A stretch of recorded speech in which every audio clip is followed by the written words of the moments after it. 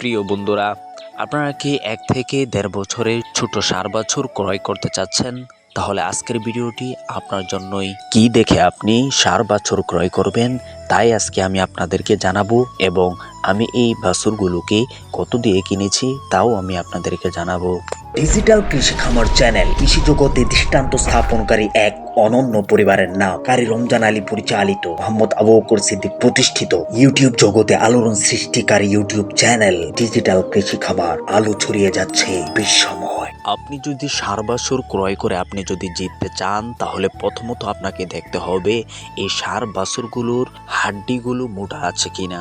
হ্যাঁ বন্ধুরা, মনে রাখবেন যে বাছুরগুলোর পা লম্বা এবং তার হাড্ডির জয়েন্টগুলো মোটা হয়ে থাকে, এই গরুগুলো অনেক বড় হয়। 2 নাম্বার, আপনাকে লক্ষ্য রাখতে হবে যে গরুর যে গলার চামড়াটি আছে এই চামড়াটি টান দিয়ে দেখবেন কতখানি লুজ হয়।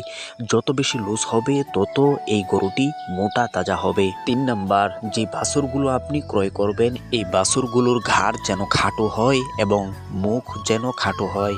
এই গুণাগুণগুলো দেখে যদি আপনি বাজার থেকে বকনা বাছুর অথবা আপনি ষাঁড় বাছুর ক্রয় করেন, তাহলে আশা করি আপনি হারবেন না, আপনি জিতবেন। আমি যে গুণাগুণগুলো আপনাদেরকে জানিয়েছি, এই গুণাগুণগুলো যদি কোনো বাছুরের মধ্যে থাকে তাহলে এই বাছুরটা অনেক বড় হবে। হ্যাঁ বন্ধুরা, আমি তো আপনাদের উপকার করলাম, এবার আপনারা সাবস্ক্রাইব করে আমার উপকার করে যান।